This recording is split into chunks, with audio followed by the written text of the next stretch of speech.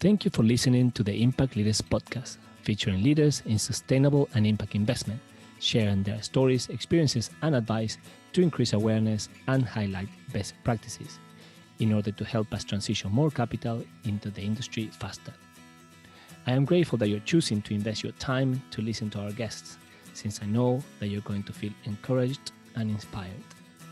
I am JP Dallmann, founder and CEO of ILA Partners, and we're the proud sponsors of the podcast.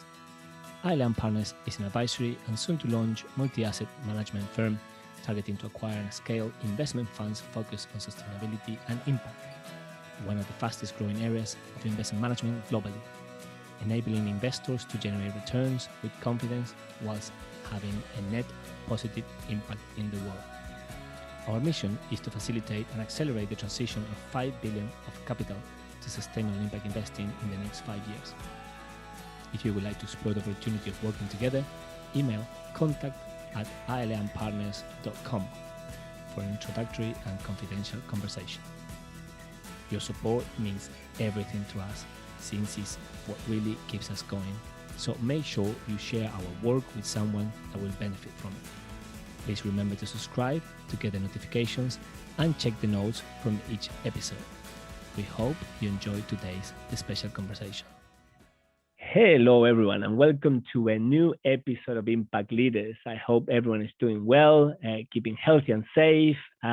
And today we have a new episode of the Impact Leaders podcast as part of our current series called The Sustainable Investment Dilemma, looking into how industries can help address the climate and social crisis. In particular, as you know, in financial industry, taking on the opportunity to find and fund the solutions we need for a sustainable future. But in order to do that, we have another really special guest today. I am very, very happy because, dear listeners, we have with us James Arbib, also known as Jamie. Hello, James. Hi, JP. Yeah, welcome, and thank you very much for joining us today, or joining me. For context, I love telling people so that they can picture, where are you today, Jamie?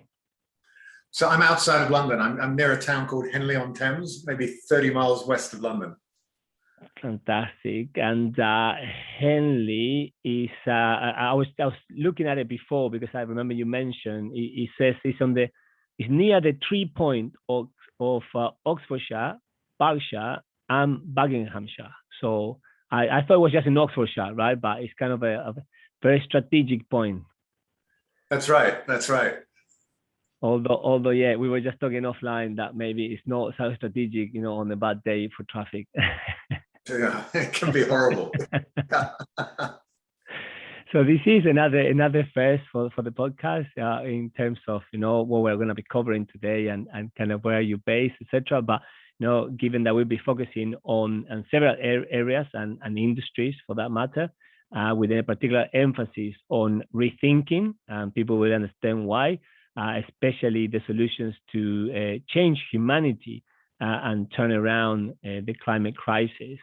So I'm very, very excited to have James with us today, since he has been working for quite some time now on this. And for that matter, let me just briefly introduce you, James. A real short bio, which is, James Arbib is now Henley-based investor in technology. He's the founder of Tellus, an independent philanthropic foundation dedicated to exploring the impacts of disruptive technology and its potential for solving some of the world's most challenging problems.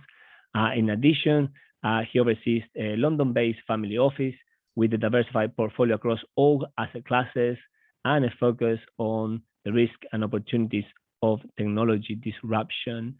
And James is a graduate on history from Trinity College in Cambridge. He has a master in sustainability leadership from Cambridge as well. And he's for his sins, like me, a qualified chartered accountant, and he started his career as an investment analyst covering utility of all things, right? And there is, so much more, I think, that I would like to add, as I know quite a few things, but I hopefully I'll cover later in the episode, if that's okay. But anything else I should add at this point? I think that's more than enough, JP. Good. And also, I thought I'd just quickly mention, we may mention Tony Seba as well, which is very much almost part of you, as I can see, some of the things that you're doing, specifically on what we're going to be talking about today with rethinking or RethinkX. But before we go into that, let me ask you our first question that we ask all our guests, Jamie, which is, what is sustainable and impact investing to you?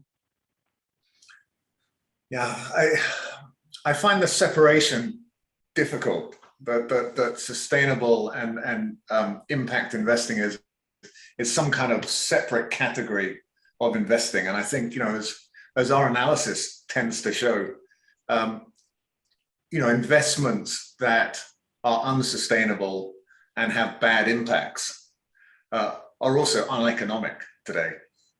I'm sure we'll get into it later on, but we see a huge transformation away from our kind of old industrial production paradigm, towards a whole new system, and those very inefficient ways of producing, food, energy, transportation, and so on and so forth, are just going to be outcompeted by others. So, for me, I don't think it's helpful necessarily to have a kind of separation. I think it's just, smart on every parameter to be investing in things that are, sustainable, that are good for the environment, good for, good for equality, good for, whatever parameter you want to look at, resilience, security, all kinds of things. And so, whilst clearly there are parts of the market that need a kickstart and need some early funding to become economically competitive, I think it's a misnomer in some ways to try and separate too much. And I think clearly all investment has impact, and yeah, so it's I'd like to see the end of that separation and just all investment essentially being impact and sustainable. Yes, I think we were speaking just yesterday, right? So some investors are doing some really good things in terms of where they're allocating their money. They are creating major impact into industries that are really about sustaining the way that we live our livelihoods and the quality, but not really focusing on calling it impact per se, right? And the fact that a bit like sometimes as well, what I realize is that a lot of investors, even like yourself, when are supporting either initiatives or investing into certain asset classes, initially perhaps you're not thinking about it as is this sustainable and impactful, but it just makes kind of commercial sense because of what it's creating, right? And how over time it makes sense because it's gonna last all the challenges that we are facing in different industries. So I hope that makes sense for you and for those that are listening.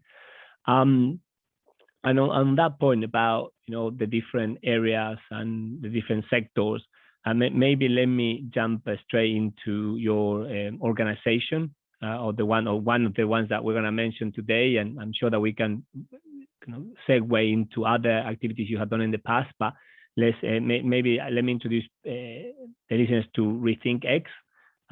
For those that want to go and check it out, the website is RethinkX, all one word, .com. And RethinkX is an independent, well, we talked about this, think tank that analyzes and forecasts the speed and scale of technology-driven disruption and its implications across society. And you produce impartial data-driven analysis that identify pivotal choices to be made by investors, business, policy, and civic leaders. Let me pause there for a second, but please allow me to introduce you, to let you introduce, a bit more about Rethink and RethinkX and what you guys do. Yeah, so certainly. So I mean, RethinkX is essentially a research group right now, and we're taking a very different approach to analyzing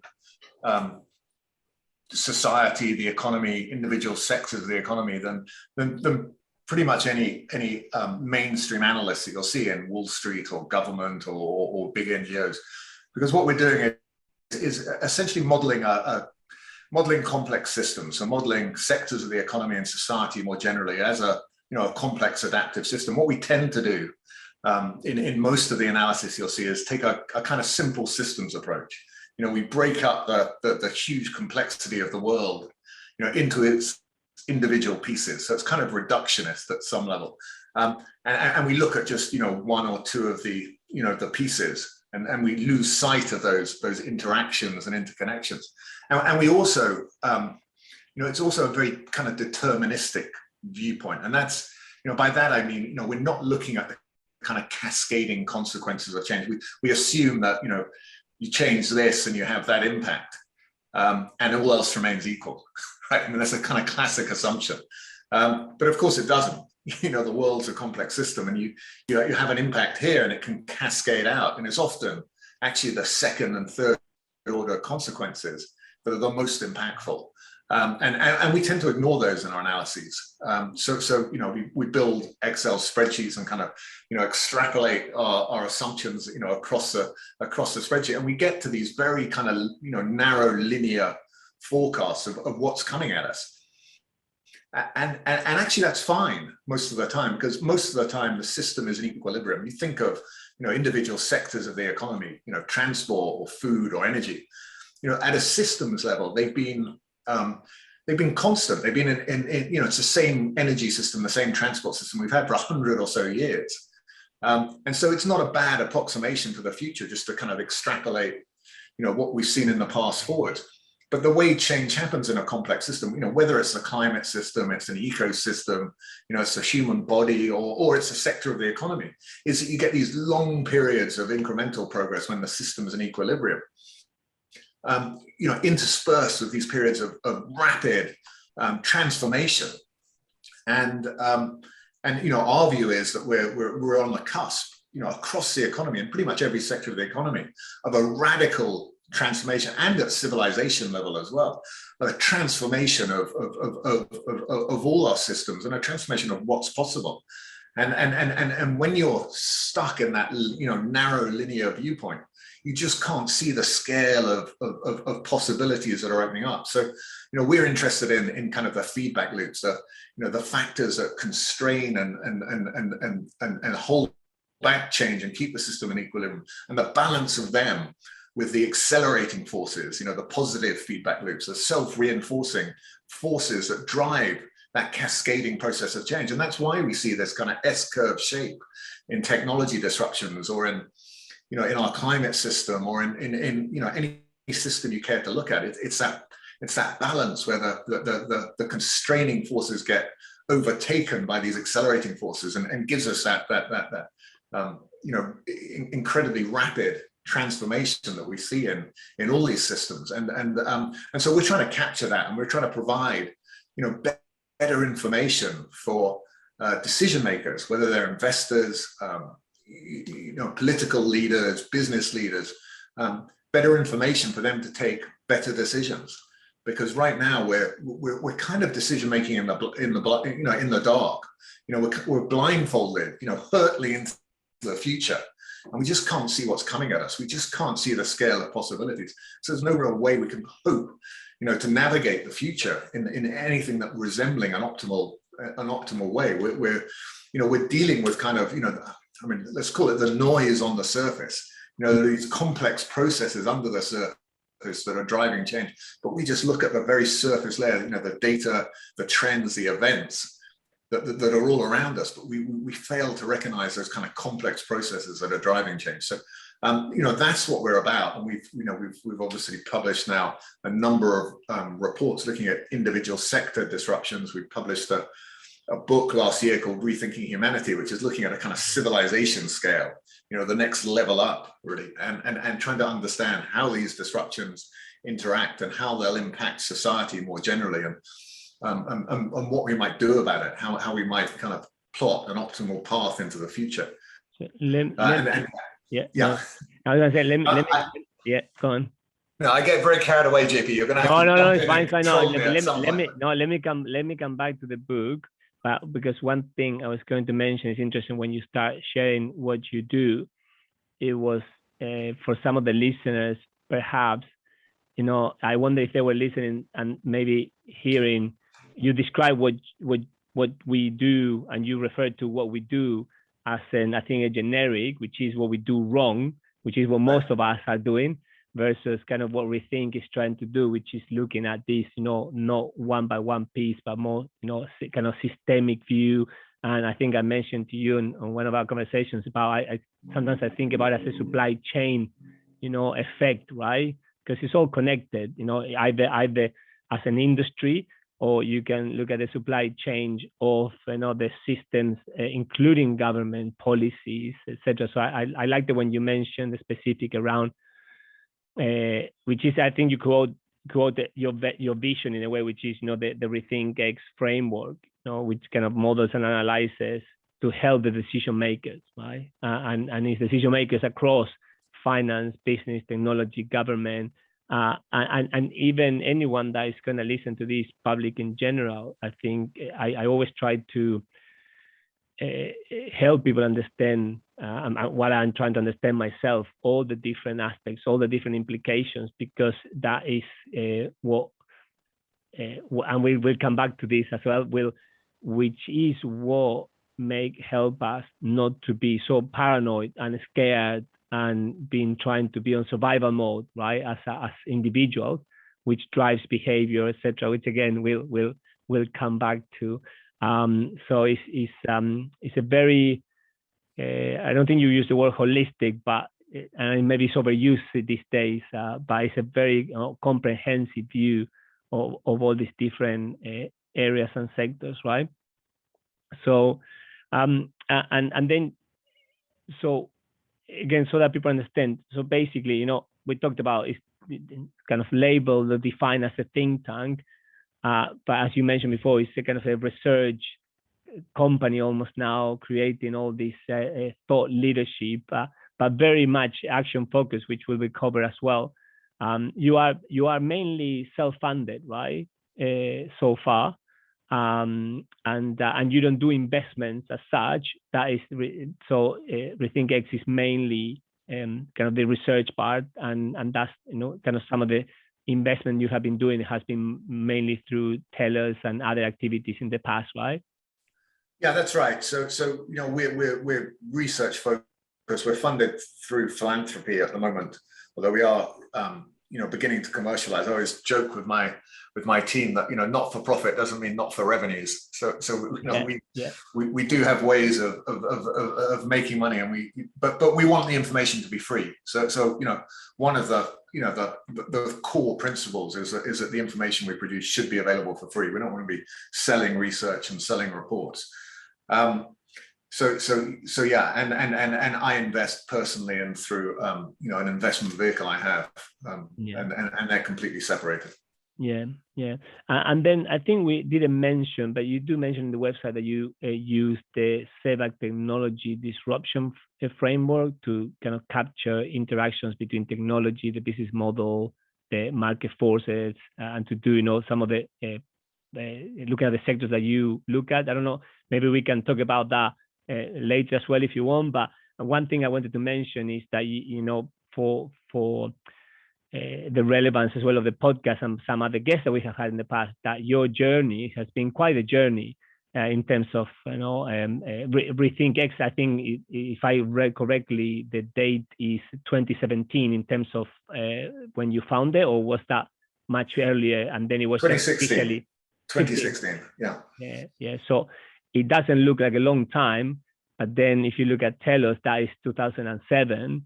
And then if you look at, I was going to mention, that you have made investments, privately as well in other groups such as Mark Campanale's, Carbon Tracker, who, Mark was one of our guests in episode 38, and I think you were one of the first, if not the first check they received, right? I think it was the first one. Yeah, I mean, Mark's a brilliant guy, and yeah, he had a brilliant idea, and we were obviously very happy to fund. But I think that was back in 2009 or 8, somewhere around then, I guess. Yeah, but I love that note right at the beginning. So because we tend to have a lot of investors coming to the podcast, as guests, but then I really was excited about RethinkX specifically because of the thinking, the solutions, the ideas, which is what we're really missing in many of the sectors and the industry. So, but at the same time, it's amazing to see the full cycle, and we have had many conversations already, and I remember Mark mentioning your name. And it took quite some time until actually we are talking now, thanks to another guest we had, thanks to Sir Tim Smith, who put us in contact directly, right? But it's great to see, and I love highlighting the support, right? How people's histories, how there are individuals supporting other individuals, other great causes. In general, it's interesting. I talk about living in kind of bubbles and echo chambers, and it tends to be that we gravitate to similar people, or we are blessed to meet other people like ourselves in this case. But then I do, because I relate to all sorts of people from all walks of life. I do get a lot of people feeling that they don't have the access, or they don't know what's happening, and that's why I love meeting you and knowing what you're doing, and knowing that you help Mark and show to people the path, and highlight how these things happen, right? Thanks to individuals. And in the case, sorry, I'm talking about Mark because I love Mark as well, and team. Mark and team, amazing visionaries, right? So they had these crazy ideas in a way that have now influenced, in one side land regeneration, in the other one even all the way to TCFD with Mark, talking to the Bank of England. So and then I'll pause here after this. It's interesting because when, let's say, you funded a Carbon Tracker and Mark, you may not even have thought about, okay, what's the impact that my investment is going to have, right? Or investment in inverted commas, right? Because it's supporting an organization that is doing pretty much a bit of a think tank in itself, right? With great implications to policies and regulations and even the future of the financial industry.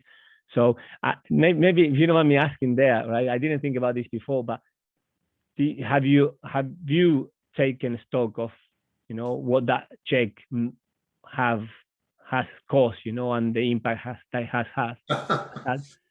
Yeah, I mean, the check was a tiny check, and it was just to get them up and running, their kind of setup costs. So, that check is not responsible for the impact that Carbon Tracker's had, right? I mean, Mark and the team he's built, and actually a bunch of other philanthropists who wrote the much more serious checks. The people who kind of made this happen. But I mean, all these things, they're all a domino effect, though, right? So they're all interrelated.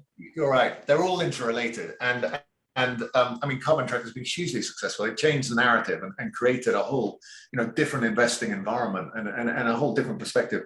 Not just for investors, but for businesses in the fields, or anyone who touches carbon, really, which is pretty much every industry. So it was a hugely impactful idea, and it's a great lesson actually in the power of ideas, right, and how they can spread and how they can create incredible change. So yeah, it's been a hugely successful intervention that Mark's led, and now there's a whole ecosystem around them. I mean, there are many more beyond Carbon Tracker who are involved in that space, and yeah, I think maybe the point for any people looking into opportunity. So try to understand. I always say, just you just don't know the ricochet and the effect that the domino effect that we will have. So that I love pointing out specific examples so that people can get inspired. But if we may come back now to RethinkX, and it's interesting, so let's say 4 or 5 years, into the making, and you are evolving. We were talking about it yesterday as well, about evolution. How you're trying to spread as well the knowledge and see where the different stages are taking you. So you're looking at disruption. You're looking at the different reports, the different. I think one time you mentioned to me the 5 foundational foundations of the physical world. I think, right? That's what you referred to, which is food, material, transportation, energy, information, right? Right. So those 5 sectors are what we call the foundational sectors. Yeah. And they're the kind of the basis of, I guess, the global economy. But really, we focus on those sectors, 2 reasons. One, technological progress is really about improvements in our ability to manipulate matter, energy, and information. I mean, they're the foundations of the physical world, and so those are the sectors that are most directly involved in that. But it's also, actually, if we look back through history, and this is what we wrote about in Rethinking Humanity, it's breakthroughs in those sectors that have led to societal transformations, right? So big breakthroughs in any of those sectors can essentially cause a cascade of consequences that leads just to a transformation of society and an increase in our capabilities of an order of magnitude or so. And so that's why we focus there. And then in some ways, if you understand those, other sectors are essentially derivative of those. Okay. And since you mentioned, the book, right? The Rethinking of Humanity. And you mentioned kind of humanity 1.0, 2.0, and 3.0, right? Can you share with us? And by the way, I will share the link on the notes of the episode for people to go to the website, but you can also just find it on the website. But can you share with us that thinking and that evolution, especially what is the 3.0? Yeah, for sure. So I mean, when we talk about that, we're really talking about the production paradigm, how we meet our needs, essentially. And we define, the kind of pre-Neolithic era, when we were, hunting and gathering, when we were foraging, mm-hmm. as the age of survival, or, otherwise humanity 1.0. And the big driver of both physical evolution, actually, but also, human societies was survival. I mean, that was a paradigm we were in, and it was with the Neolithic Revolution that we think we moved essentially into a new production paradigm.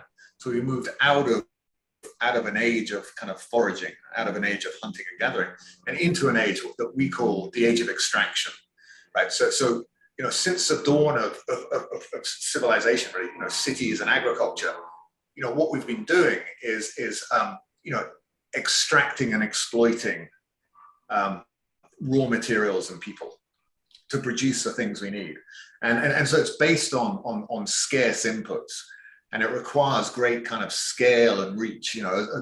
We've essentially expanded our societies as far as our technological capabilities allow. Firstly in the hilly flanks and Mesopotamia, where we developed certain technologies and expanded to a certain size, and then kind of Rome and the Phoenicians and so on and so forth, and the Egyptians, and then obviously into the industrial era.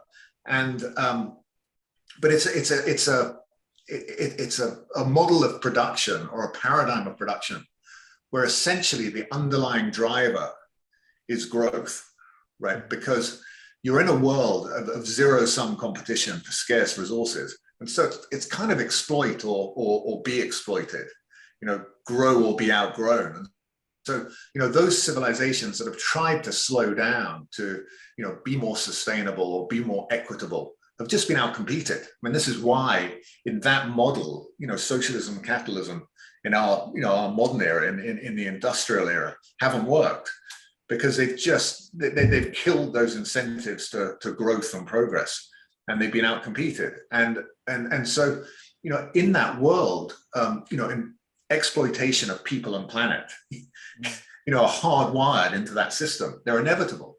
And that's what's underpinned in the age of extraction, within that production paradigm. It's underpinned the cycle of civilizations. So what we've seen is these incredible breakthroughs, literally an order of magnitude improvement. I mean, we use as a proxy for technological capabilities, we use maximum city size in the book, which is a good approximation for the technological capabilities to feed and clothe and house and meet the needs of people, as well as the organizational capabilities to govern and organize those communities and civilizations. So, when you look at it that way, you see, cities of, a few thousand early on in that age, and then you see the Sumerians break through and go up to 100,000, over the course of just a few centuries.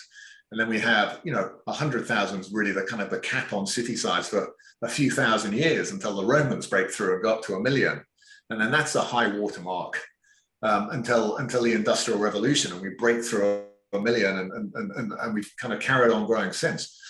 But what's also happened is those cities have expanded and grown and then collapsed, because they breached their limits socially, ecologically, and so on and so forth. And it's become inevitable, because we have this underlying driver. It's just hardwired. So we breach our limits. The buffers in the system break down.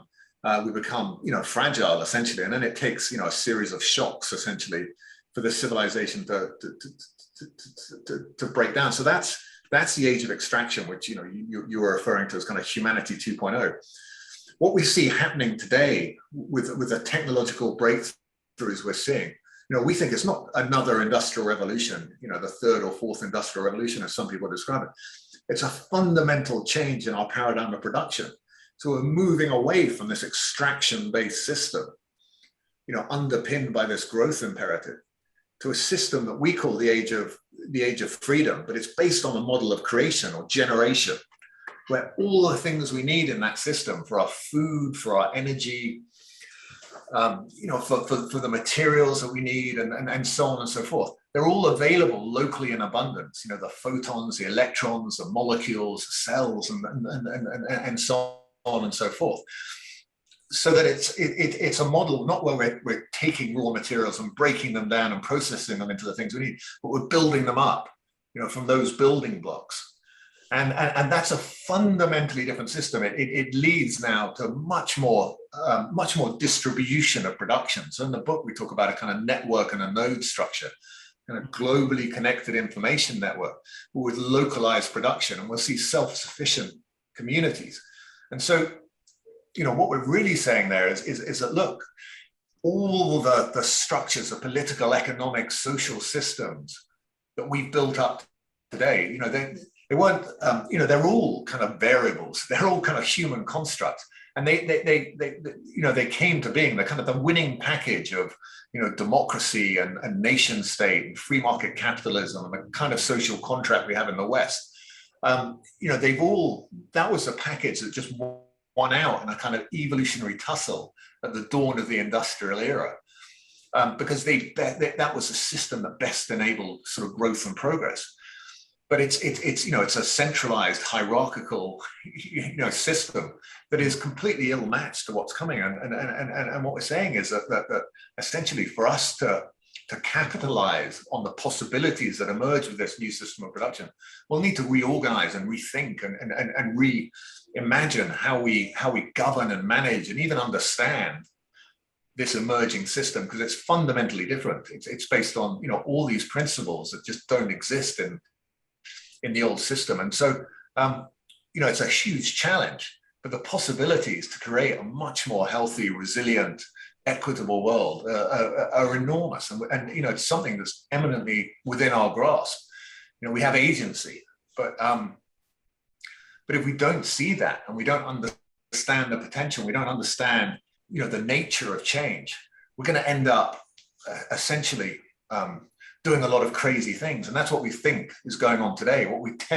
What most of what we see going on today in terms of trying to solve our problems are what we call band-aid solutions. We're trying to patch up and bandage and the old system. We're treating the symptoms and not the underlying cause. So we spend all our time, through techno fixes or regulation or behavior change, trying to make the old system less bad.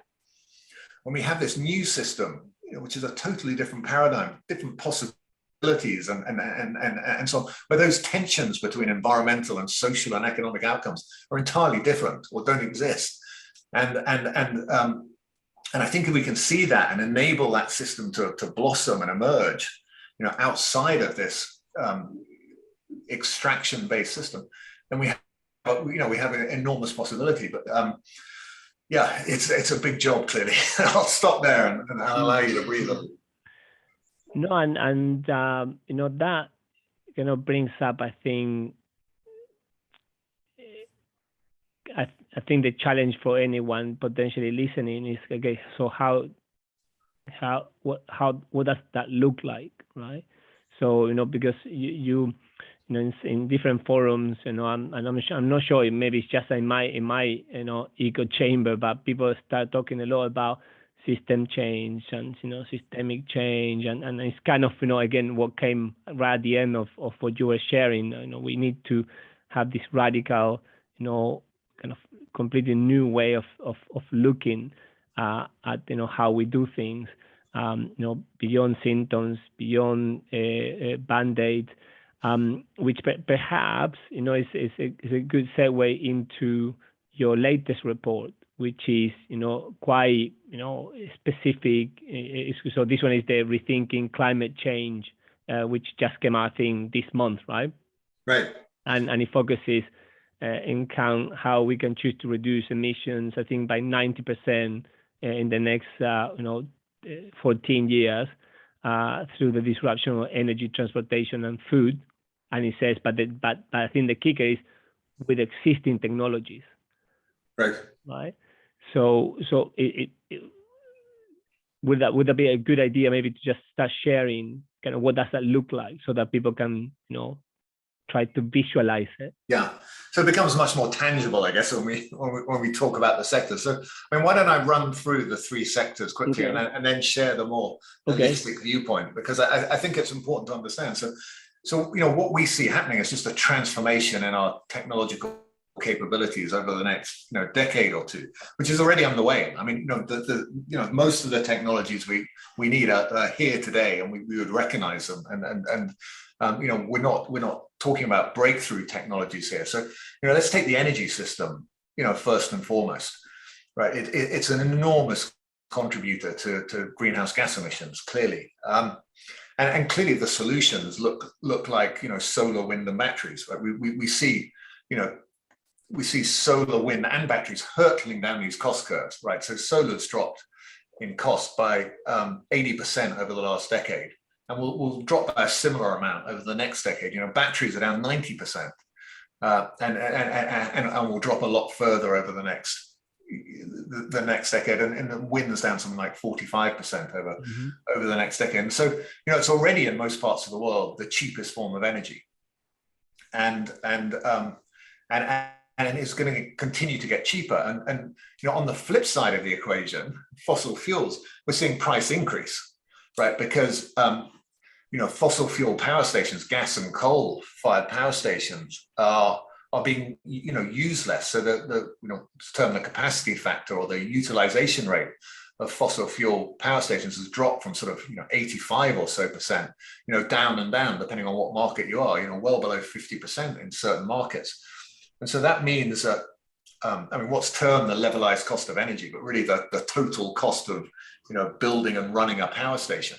If you're looking at gas or coal, it's actually, substantially more expensive than it's supposed to, than we think it is. And we built we built a lot of coal and gas fired power stations on the assumption that it's much cheaper because it's going to run at 85% of the time for its lifetime.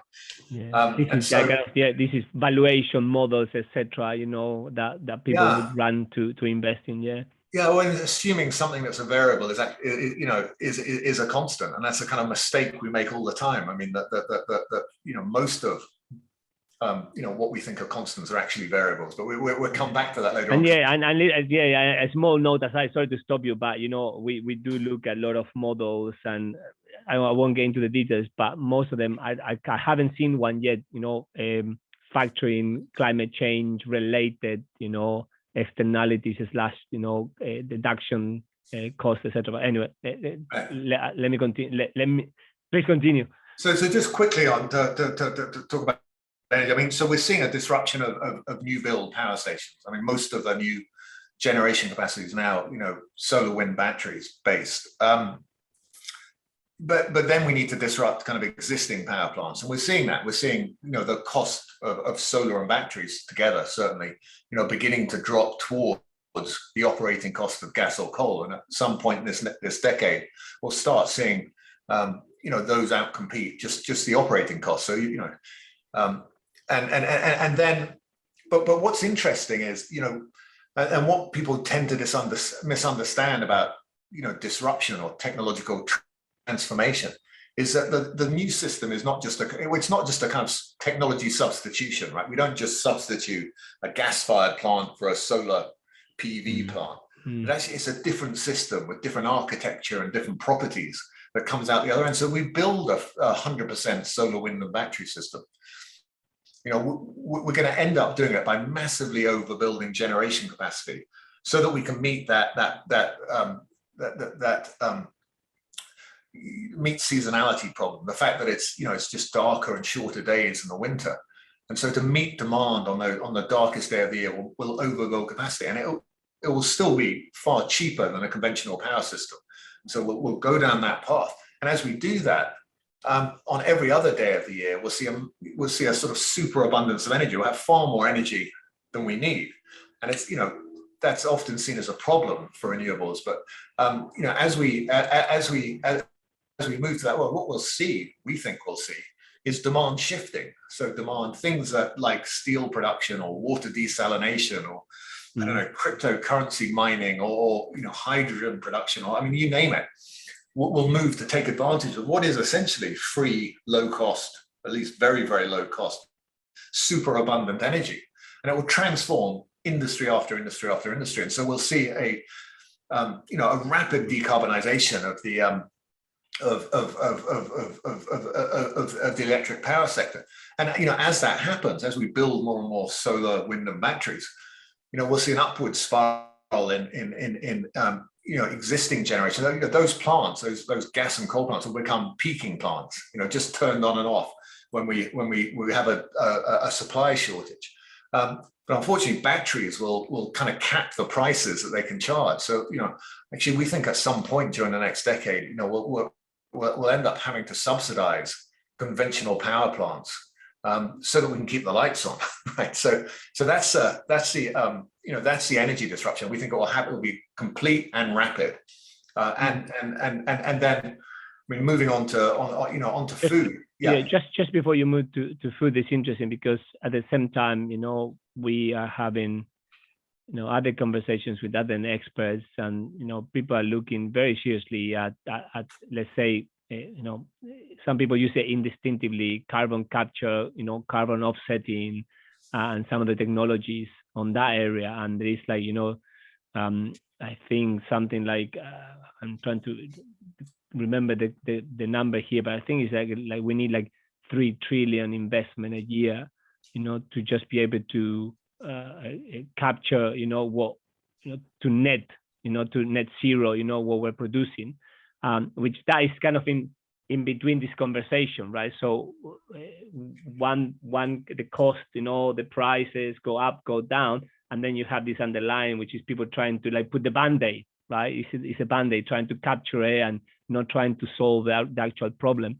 So there you go in terms of the complexity and how different people are looking at it. And the reason why I mentioned that as well is because some of our clients are, and you must have seen it. Well, people see all over the news now. The whole craze around the net zero plans and how people are trying to come up with the approaches and with the targets, with the KPIs, with the risk assessments. But again, very few know how to do it. Anyway, just a note again aside.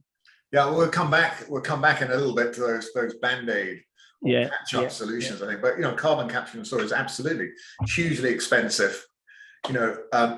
Doesn't compete economically, and really it brings up an important point, because the biggest driver of disruption is cost and capability. Right? When new technologies or new products and services are better and cheaper than the incumbents, generally they're outcompete. And obviously the bigger the gap, the improvement, the more disruptive they are.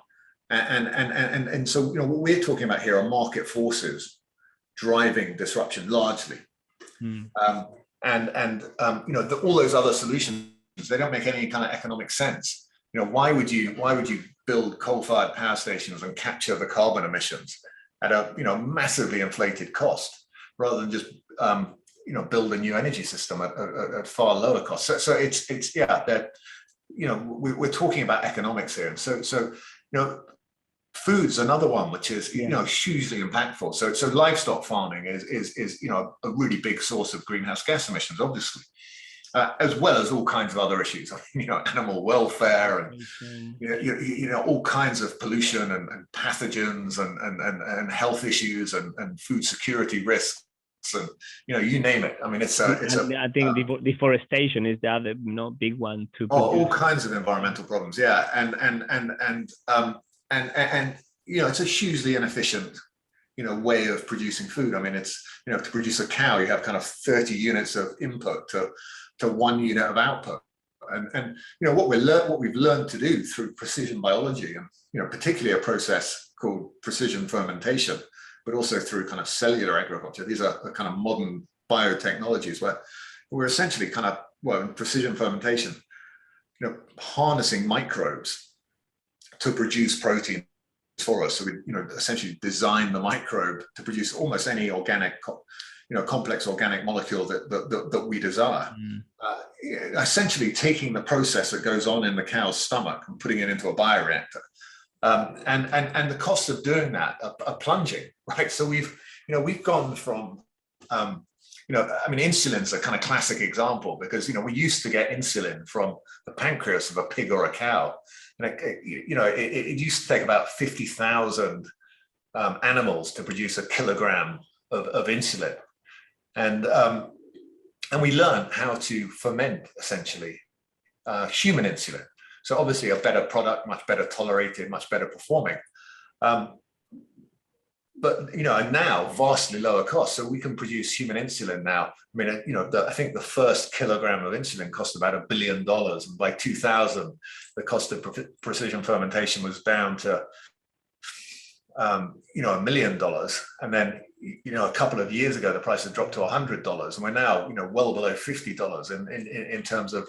So we're on this kind of crazy cost curve, and within a handful of years, we'll be able to produce proteins at less than we can produce them from animals, and ultimately at vastly lower cost.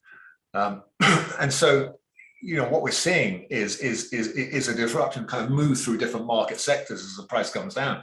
Kind of started in healthcare, and it's been into cosmetics. We produce human collagen now, and all kinds of other products, and now we're moving into certain kind of, I guess, single molecules where the price is somewhat expensive because we have to process them a lot from animals. But we're moving into the food space, and within 2 or 3 years we'll be competing with bulk proteins, and that's extraordinary. And it's it's going to open up a rapid and profound disruption, and it's going to have all kinds of cascading consequences. These new foods will be better for on all those parameters. We'll take the animal out of the equation. We'll localize production, food security. We'll have better quality food, potentially better tasting food. I mean, we can design these products to be with almost any kind of variety and any attributes that we want. But we'll also free up vast quantities of land by doing that.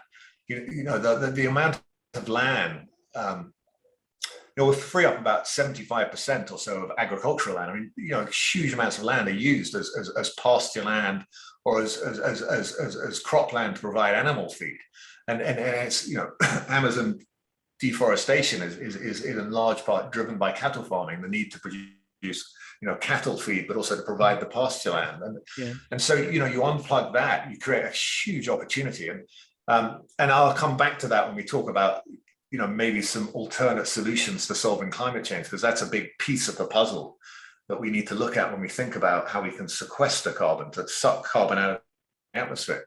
And then very quickly, transportation. I mean, we're clearly seeing an EV revolution right now, and it's what we talk about. We wrote a report on transportation in 2017, and you can see some of those dynamics that we talked about beginning to play out. We see these these kind of feedback loops play out, where we're seeing huge investment flooding from gasoline or internal combustion engines into electric vehicles. We're seeing government regulation moving. We're seeing this kind of virtuous cycle that's making it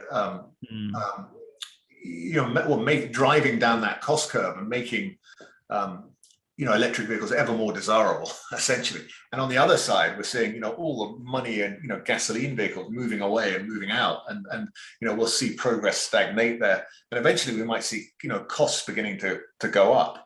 There are some nasty vicious cycles that happen with residual values. I mean, if residual values, used car sales prices begin to drop for gasoline cars, which we think will happen within the next few years, what you'll see is a cost of a new car, or at least a car lease, begin to spiral upwards. So, that's a disruption that's underway. And of course, once we get vehicle autonomy, then it's transformational, because, what's really different about an electric vehicle to a gasoline vehicle is that we just don't have any moving parts, or many moving parts. So there's very little to go wrong. So they last, pretty much forever. I mean, certainly for 1 million miles or 1 million miles plus. And that means when you move a kind of fleet situation, so in terms of freight, or you move to transport as a service, kind of the Uber model, transport on demand, where we don't own cars anymore, we just access them when we need them. You can use that 1 million mile lifetime or 2 million mile lifetime, whatever it ends up being, and it gives you a very low cost of transport, because the biggest cost is obviously the upfront cost of the vehicle, and you're spreading it over millions and millions of miles.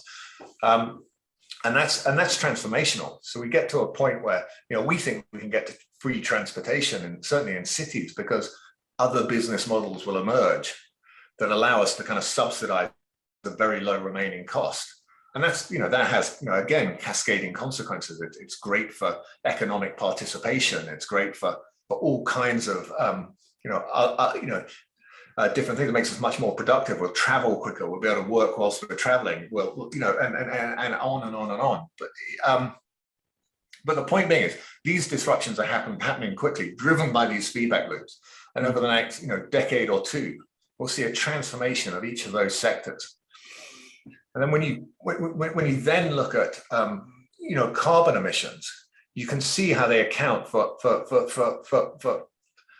essentially almost all of carbon emissions, because the interactions between these disruptions also help drive decarbonization of the economy. So as we go back to the narrative, or the discussion we had about the age of creation and this new system of production, what we're seeing is a localization of production. And so when we have a fully renewable energy system, and we have this new food system, and we have this new transportation system, we just won't be shipping around the coal and the oil and the livestock and the grain and all the things that we move in bulk and are responsible for huge amounts of emissions from shipping and from rail and from freight and so on and so forth. And so we'll decarbonize all these other sectors of the economy as a result of those three disruptions. And so we don't, as Bill Gates would have us believe, need nuclear-powered ships, for instance, to decarbonize shipping. The biggest impact on shipping and carbon emission from shipping will come from just a massive reduction in the amount of stuff we're shipping around. And so, linking back to your point about localized food production, and because that was going to be one of my questions, to follow was about transportation. It tends to be, I don't know the exact numbers, but actually transportation in general, freight and product movement around the world is the bulk of transportation, right? And trucks. And so actually, we talk a lot about EV and cars, but in today's world, that is kind of the smaller portion, right? Yeah. The way that you're talking about it now, it makes sense that there's going to be, with the localized production of food, less movement of products.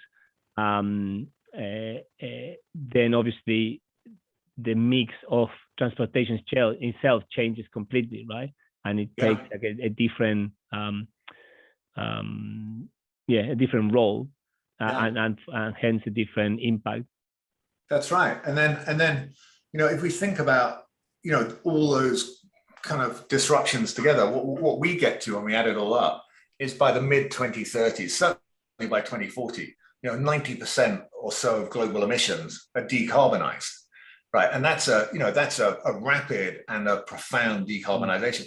And there's a rump, right? There's a rump of emissions that are difficult to decarbonize, things like aviation and concrete and some of the other sources of emissions. But actually, what's really interesting is that disruption to those three sectors creates possibilities of sucking emissions out of the atmosphere. So one side is the flow, the emissions that we're pumping out on a daily basis. The other side is the stock, the amount of emissions that are already up in the atmosphere, including all those ones we've added ourselves.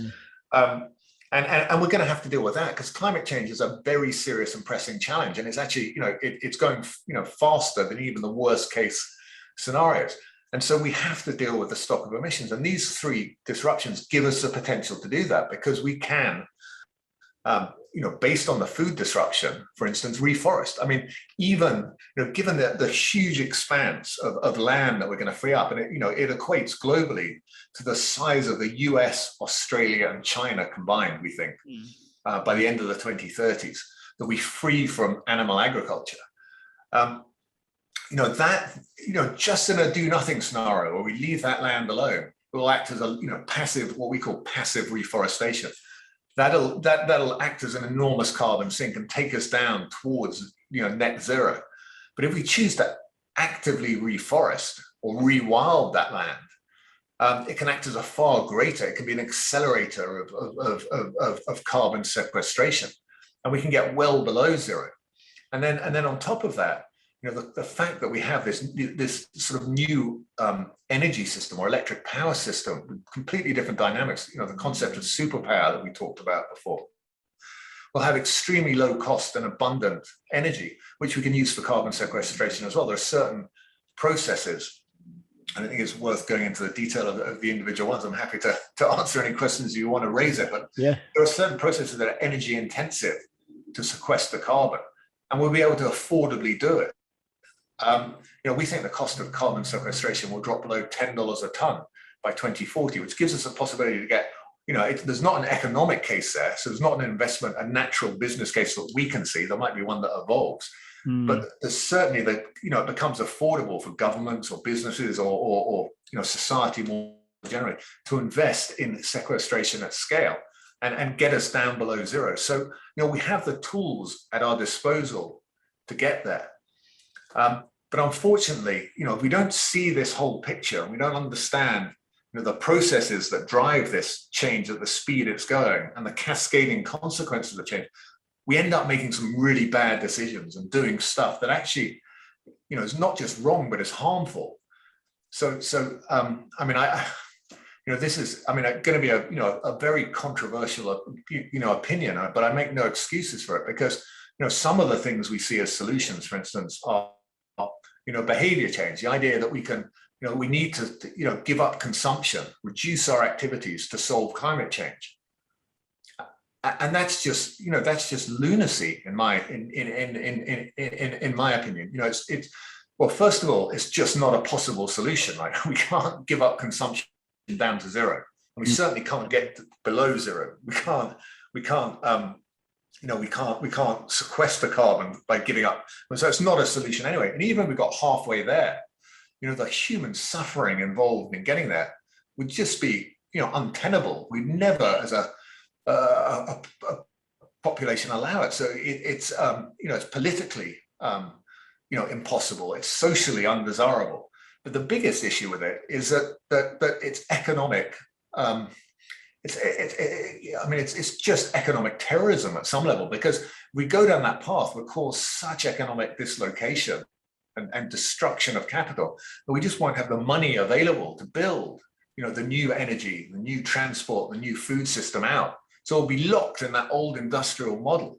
We certainly might buy ourselves a few more years, but we're essentially cutting off our lifeboat, right? And stranding ourselves in that old world, which is doomed to collapse. I mean, that old industrial world is going one way or the other.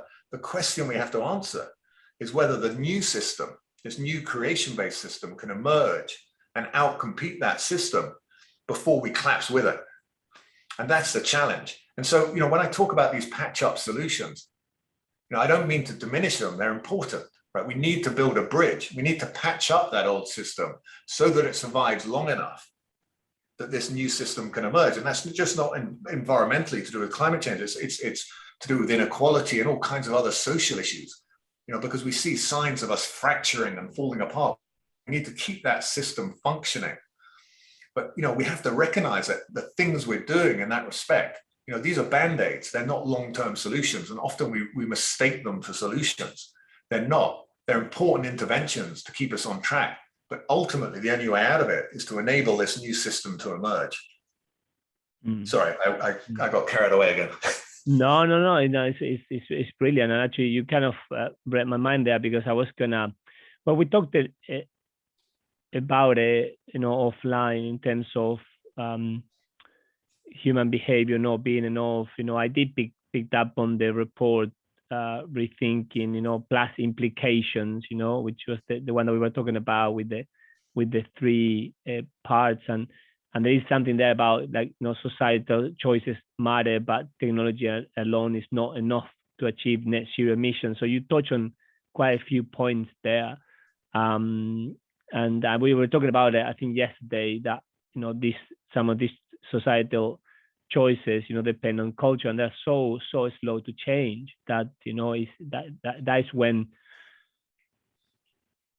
if people don't understand anything else, that's where technology and disruption is what makes sense for major impact, right? Or major transformations, major or radical changes, to the system, because I think that as individuals, it's just too slow. So I think you touch on a few of the point there, and then I was going to ask you, I mean, we can keep going on about this, because you also had obviously you look at the different scenarios as well, in case people want to go and look at it. I'm trying to remember now exactly, but I think that for each one of the cases on the Rethinking Climate Change, you have like the part one, which is about greenhouse gas emission scenarios. Then you have the part two, which is the disruption of energy, transportation, and food, which is, I think, what you went a bit like just now, 1, 2, 3. And then you have the implications for greenhouse gas emissions and climate change, which is, that section about key implications and what happened. And then I was trying to remember, because I remember seeing in one of the documents around some of the even more controversial, perhaps, suggestions that you make, around stopping subsidies and obviously to certain sectors, and so anything that you want to add on that part, because obviously if you said before, I think for some reason you said like, well, I'm not gonna be very popular, but with some of these, you're definitely not going to be very popular when you start taking money away from certain industries and certain, obviously affects people as well, right? Families and whole industries. So, and we are pretty good at subsidies in some of the countries, especially in Europe, right? But all around the world. Yeah.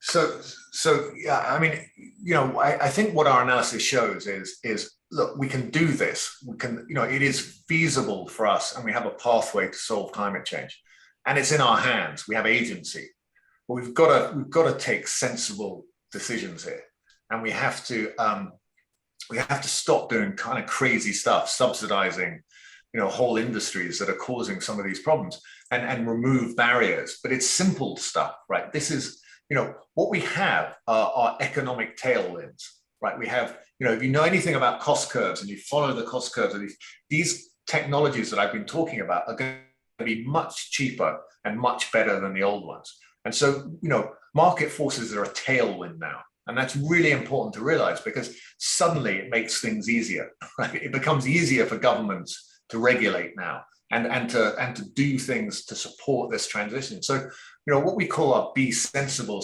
scenario, which is really our sensible scenario, is just saying, look, let's remove the perverse subsidies. Let's, equalize the playing field. Let's create open and transparent markets. And let's kind of then get out of the way and allow market forces to deliver it. But there are risks, even then, and this is why we say technology alone is not enough. We can get, somewhat dystopian outcomes if we don't, we don't think about all the other consequences of change, some of the social issues, some of the communities that are going to be destroyed, the jobs that are lost, and so on and so forth. And we have to think, in advance. What we tend to do with disruptions as societies is stumble into them and kind of clean up the mess retrospectively. We need to be thinking about, what we do to protect, people. We don't want to protect businesses. We don't want to prop up, uncompetitive and obsolete businesses or industries. But what we do want to do is protect the people and help them transition, into this new system. And I think that's incredibly important. And so, it's certainly, it's not what I would call, well, it's certainly not a simple problem, but it's eminently doable, much more achievable, I think, than most people perceive. But we can really, it really comes down to our mindset and our ability to, to see what's possible, and then to understand how we get there. And I think that, the biggest challenge is our own mindset, is our own ability to see what's going on and to understand the levers that we have to pull, and how we can go, how we can move, rapidly down that pathway. And that's an interesting one. We were speaking before about mindset, and I do talk about mindset, strategy, and actions, all the time across everything that we do, with the work that we do and the people that we help, right? With the ILA Partners, with the Impact Leaders Program, with everything, right? and even this podcast. And we were talking about, but we never talk about, I think I've never spoken in the podcast or too much publicly about consciousness, which we were talking about yesterday. How do you really change mindset, and how can you radically, again, change the way that you perceive the world, which is very hard for somebody, let's say, in banking or financing, and because just so far away in the spectrum of the language and the lingo of what we talk about, but it's something that is worth mentioning, even if it is just at the top, in terms of the fact that we need to, well, like the name of your organization says, rethink, completely differently, and it's almost impossible unless you change the way that your brain is wired and coded, right?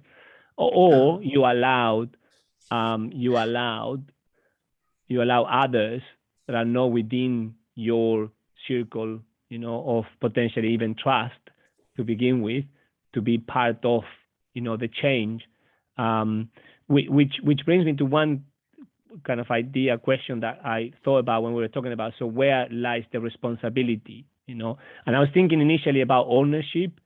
So, I was coming maybe first from okay, who's going to be funding all of this, which is, again, in my mind always is private sector combined with, governments and all the challenges. But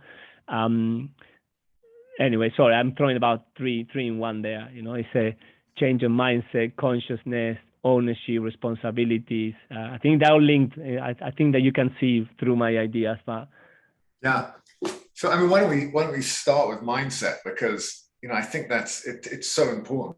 I mean, we've I guess the mindset we have today generally, and the Western mindset is a mindset that's come to kind of dominate. Is based out, is based out of the scientific revolution, the scientific method at some level, and it's been incredibly successful, right? It's driven the most extraordinary improvements in the human condition, on pretty much every parameter you care to mention. It's clearly caused all kinds of other problems. Yeah, inverted comma successable. Yes, I was just going to say. Yeah. But no, I mean, the lives we lead today compared to the lives we led 200, 300 years ago, a transformation. And it's been far more accurate in terms of, it's been a far more accurate representation of reality or how the world really is than previous mindsets. But the problem is it's, the mental models through which we kind of process the inputs are flawed, clearly. And we have a number of, a number of mental models, but also heuristics, we use to understand the world, to simplify things. And one of them is this sort of this narrow linear mindset that I was talking about earlier. And it helps us to understand the world, just to see, simple cause and effect and simple extrapolation. We kind of take everything around us today and assume it's going to continue exactly as it is into the future. And we just look at one or two variables, one or two things that change, and we ignore everything else. But of course, when big changes come, they cascade and it's, they go through kind of fractal, connected systems and cause all kinds of kind of compounding problems effects.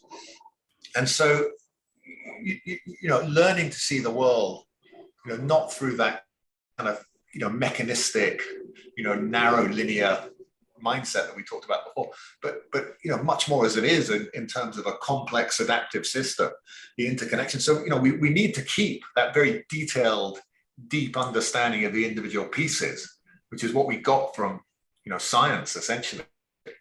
And we need to keep that. It's hugely important. But we need to add to that, an understanding of the connection, the interconnections and the interactions of all those pieces. And so in some ways, I see it kind of as adding the paradigm of biology to the paradigm of physics, which we've had till here. And I think if we can do that, then that'll have just a catalytic effect on how we are and how we manage, govern, organize our societies. And I think it's critical for us, if we're to succeed in transforming society into, what we term the age of freedom, this new model, this new world, it's critical that we develop that. So that was the first one. Yeah, no, and like I said, I try never to do the 2-in-1, let alone 3-in-1, but so you got that mindset. And maybe as we start kind of trying to come, towards I tried to end the episode at one point. Maybe if you look into, there is a section I think about many times is, so how do we look into the future now, which the future in this case is kind of now, and we start yesterday, and scale these solutions, right? And I think mindset maybe would be the beginning of it. Then I was thinking about who is responsible, and who's going to fund it. So how do you think we do this? What's the biggest challenge? You're asking the big question. So I mean, interesting. I've been studying complex systems for as long as I can remember. I think but I reread Donatello Meadows, a piece by Donatello Meadows, incredible thinker over the summer, and she wrote about kind of 12 leverage points in complex adaptive systems, in order of the importance, and the two most important leverage points, she talks about are paradigm and mindset. And that's really what we've been talking today about. You know, we can shift mindsets and see the world essentially through a new lens. It'll have transformative effects on everything. And we can already see, you know, the new production paradigm emerging. We don't notice it at that. We see it as just new technologies within our old paradigm generally. But actually, it's a fundamentally different paradigm. And we can recognize that and harness that and mirror that in our organizing, you know, our organizing structures and our social, economic, political systems. Then we have a chance to kind of harness the benefits, you know, rather than try and run that old system through our old kind of industrial organizing structures. In which case, we'll end up in a much more dystopian place. I mean, we see that really in kind of, you know, the information sector, right? That's moved from the old industrial world of newspapers and book publishing and TV, you know, narrow distribution channels, you know, hierarchical, centralized system, to a massively distributed, networked information system. And yet we're still trying to use our old industrial age tools of kind of centralized censorship and regulation to govern it. And it's a mess. And so we need to find, yeah. And so, but then the question, one, I don't even want to get into that, but data, we didn't even talk about. Yeah, God, yeah. I mean, that's a huge issue. And that was the two. So that's the Donella medal, right? So it's 12 leverage points, and the two main ones that you mentioned was mindset and paradigm. Paradigms. Yeah, paradigms. And then, you know, who's responsible for this? I think is, you know, it's an interesting question, because I kind of want to turn it on its head, because, you know, in our current system, you know, we kind of plan and we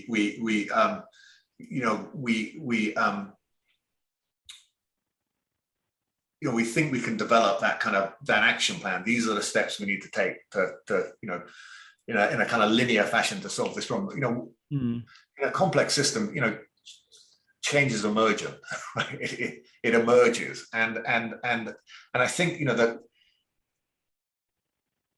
really the challenge is to create the conditions for this to emerge, for the system we want to emerge. And it's not a system necessarily that we understand the production system, we understand what the new transport system or the new energy system or the new food system might look like, but it's more about, you know, the society around that.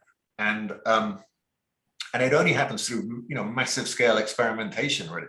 We've got to condense what, you know, happens in 200 years historically, you know, through a kind of unplanned, competitive, evolutionary process, you know, into just a few years. And I think, you know, I would love to see us essentially decentralizing as much as we can decision making, and running just a whole host of experiments and seeing, you know, how best to kind of organize ourselves around this.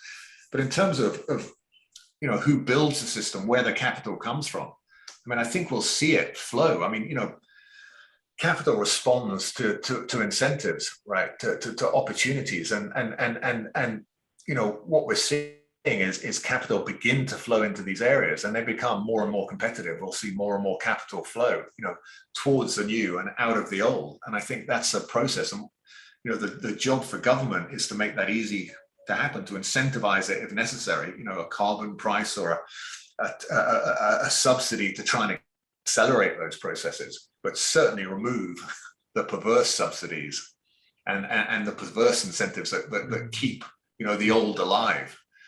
And for consumers and for businesses, you know, the challenge is to move rapidly, but it's to respond to the opportunity. I mean, ideally, you know, what we'd like to see is a kind of global race to the top, both in terms of, you know, our environmental, but also our social problems. You know, there's huge opportunity for those societies, those regions, those cities that lead this, right? Huge commercial opportunity. I mean, you know, they'll have, you know, they'll build a more competitive economy, more productive, lower cost, but also a more resilient system. And also they develop the technologies and the organizational capabilities that will spread elsewhere.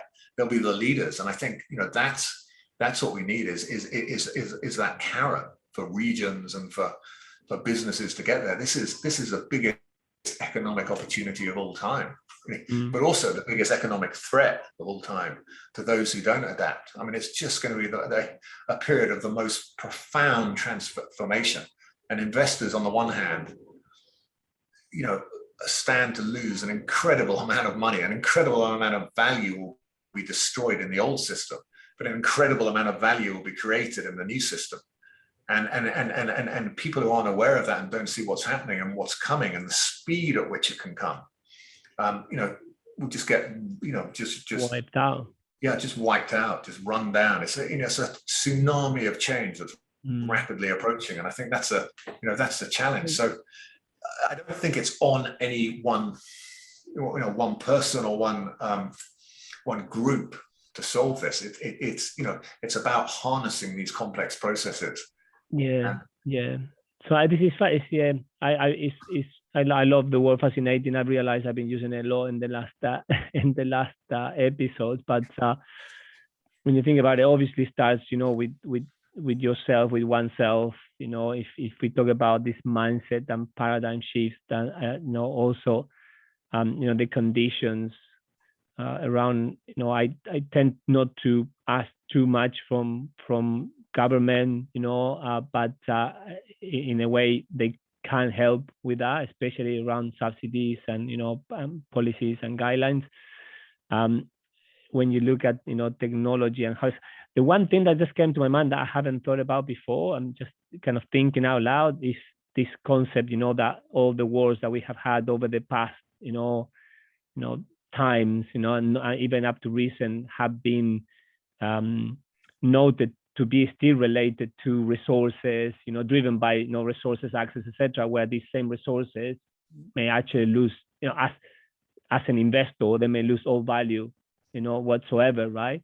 Access to, let's say, oil and gas, or maybe still prevalent or valid in terms of access to the material for creation of batteries. I don't know. I just a thought, but even the interest of the powers, because people in general, the general public, is always asking and talking about, it can almost, with certain paranoia about what is behind the drivers of the Western world, of the US or the UK or others, around the world, and then even investors as we're going and trying to invest in other countries, other regions, right?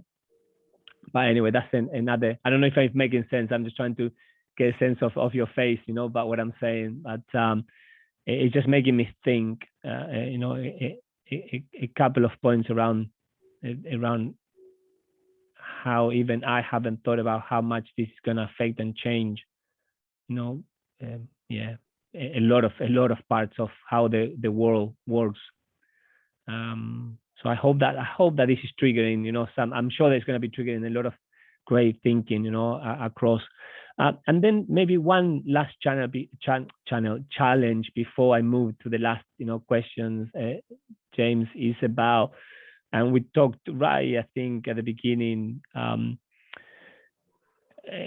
of another conversation, which was around how do we convey this message, and how do we get it to land, into the not only the right people, whatever that means, but everyone. So, and I remember when you mentioned how you work with some experts in the past to try to understand, how to speak about climate change, or, how we got it wrong. I think you mentioned a time backwards, and how we needed to talk to the different parts of the communities, to try to understand how people are looking at all of these. Is that, do you see kind of, I call it messaging, but, do you see that communication part of, how do we get RethinkX papers and how do we get it to land? I always, I'll get challenged with this sometimes, but I when I was studying a little bit about neuroscience and human behavior, is that it takes months, if not years, sometimes for people to understand concepts and then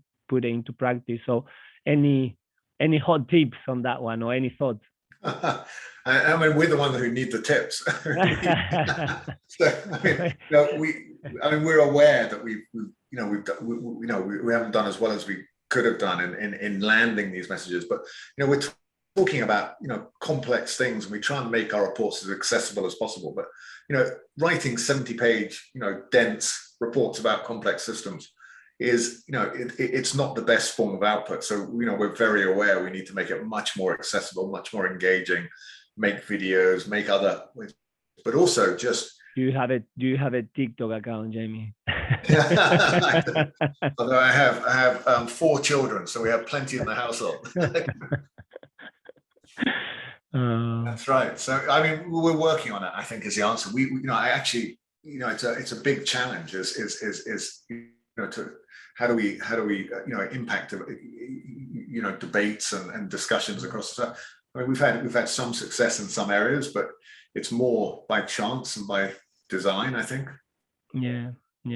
No, and I make a joke of that, but it's true, because I am thinking many times I try to get to the again, inverted commas, right people, but at the same time, for subjects like this one, really, like, everyone really needs to be knowing about it and thinking about it.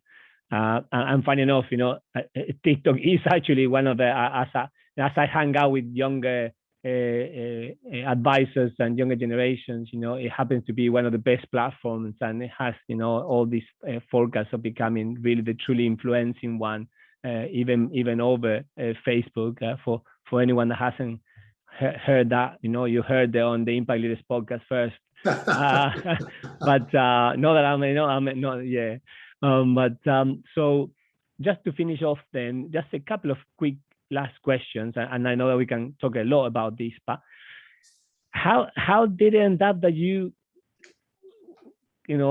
develop from an accountant analyst to then doing this, and and being into RethinkX and trying to help us change our mindset, our paradigms? Is that one specific driver, or one specific person perhaps that influenced you? I mean, it's been a random walk, JP. I mean, at no point in the process have I ever had a kind of career plan. I stumbled, often not knowing what on earth I was doing most of the way. And I think, it's my experience of life is you develop skills along the way, and you develop learnings, and you develop insight, and at certain points in time, they come together, and that's that's for me, RethinkX. A lot of the things I did without really planning them previously have kind of become relevant to the work I'm doing now. And it's but no, I mean, I've always been motivated to some degree by trying to make a difference at some level, but I've also been just kind of a difficult person in some ways. I always kind of question everything, and that's always been a motivating factor to kind of cut to the chase and really try and understand things at their root. And so I mean, they've been the drivers along the the course of where I've come. It's been super useful to have a kind of financial and accounting background to understand the numbers and the investment world. But by the same token, I was a historian, and that's probably been even more useful to me than any of the the financial stuff, in appreciating those kind of big patterns and the big drivers of history that we see, and the kind of the geeky complex systems analyses and books I've read and whatever, they all they're all valuable. So I think I mean, the best description for my career is a kind of random walk that ended up in RethinkX and where I am now. And I imagine in 5 years' time will look very different again. But I think I like that. I've never enjoyed the feeling of being kind of locked into a trajectory. I like the open space. So I don't have a kind of clear plan for the next 5 years or so.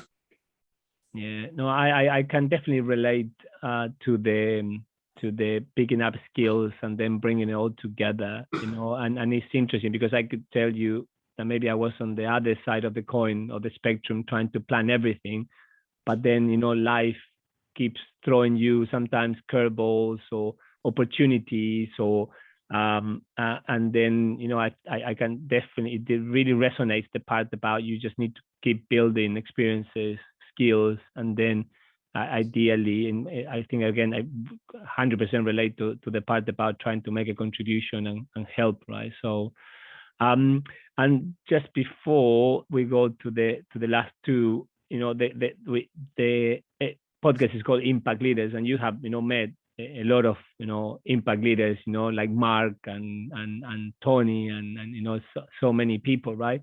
Any characteristic or that you think makes an impact leader, or maybe always one person that you can think of, or you even mentioned that the lady that you picked up the 12 leverage from as well. But any one thing perhaps that you say, well, this is what I think a leader, especially an impact leader, has. Yeah, I mean, I think the most common trait, and it's almost a kind of prerequisite, I guess, for all those people you've mentioned, and most of the people who've inspired my life, is curiosity.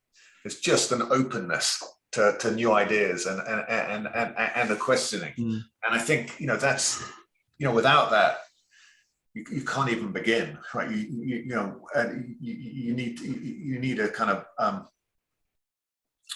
well, I mean, that sort of acceptance of the way things are, I think, is one side of it. But it's a curiosity, but also an openness, right? And I think all of those people are almost ego free at some level. That they don't get held up on ideas or concepts or beliefs. They're constantly happy to admit they're wrong, constantly questioning and constantly challenging. I think that's super important. I think it's a funny space, the impact world, or even the kind of climate change world and so on and so forth. There are a lot of kind of deeply entrenched worldviews in there, and it's often very difficult to have kind of fully honest and open and frank discussions. And that's the only way we're going to develop the knowledge. I mean, none of us know what the answer is, right? And so that level of certainty is kind of the enemy. And I think we all need to be a little bit more humble, a little bit more open to to new concepts and new ideas, because the next decade or two they're going to be an exploration, with no guarantee of success. And I think we've got to keep our eyes open to opportunities that emerge and remain curious. And I think that's yeah. Not sure I answered your question, but that's that was fantastic. That was great. And I thought about when you first mentioned about yourself, being somebody that questioned everything. I did think about the word curiosity, that you may mention it. And I love the point about the ego-free, being and the admission of just being wrong, or sometimes I think about looking for help. But this part about uncertainty is something that really as humans we struggle with, right? So being okay with uncertainty, and it feels like it's a forever uncertain world, and the brain craves as well for that uncertainty and the insecurity, as we always try to be on the lookout for risk and being okay, right? So perhaps related to that mindset is being okay with uncertainty and being okay with things changing rapidly, which is what it seems like it has to happen, and it will have to happen so that we can save ourselves, right? Thank you very much for that. And then one last call to action, aside from getting a TikTok specialist, how can people say anything that you want the listeners to do, or any and as well, or help that you may need, and how can people contact you? I have the email here for RethinkX, which is info@rethinkx.com, and media@rethinkx.com. Yeah. So any final call to action, basically. Yeah. So I'm at jamie@rethinkx.com if anyone wants to get hold of me. And I mean, the call to action is well, obviously read our book.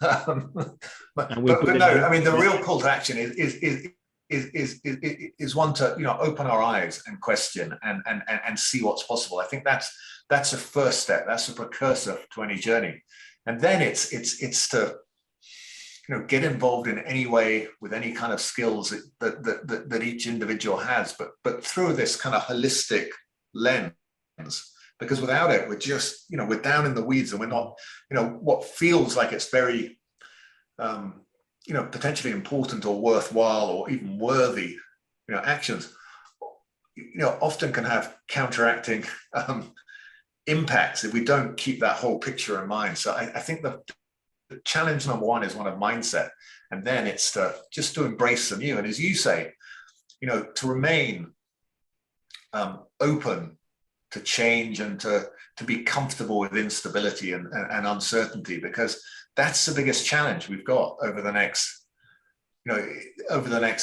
decade or two, is to resist that desire for safety and certainty that will lead us kind of turning our back on change and trying to patch up and prop up our old dying system. And that's going to be a disaster. And that's what's condemned every civilization in the past.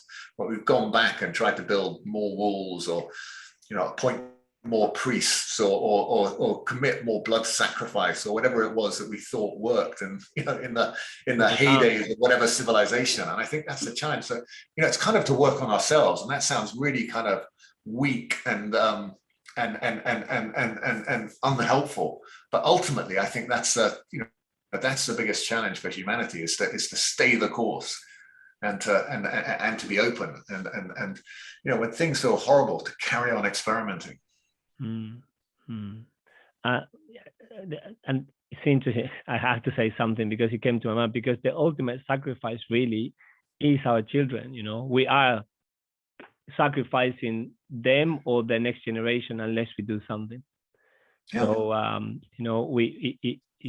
interesting enough. So Jamie, what a pleasure. Thank you. Thank you. That was fun.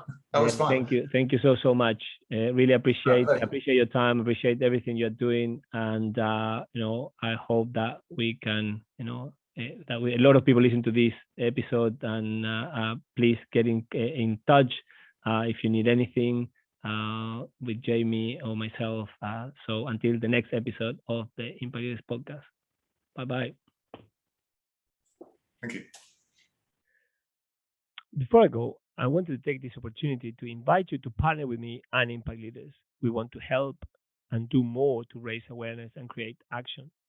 The podcast is one of the catalytic initiatives to help deliver on our mission to raise awareness to help transition capital into sustainable and impact investing faster and at scale. If you would like to support it, you can become a patron and also make one-off contributions at bit.ly/IL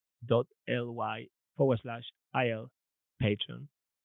So we're also looking for 3 founder sponsors to support our mission to enable the transition of capital into sustainable impact investing, as well as 10 impact leaders interested to join our program.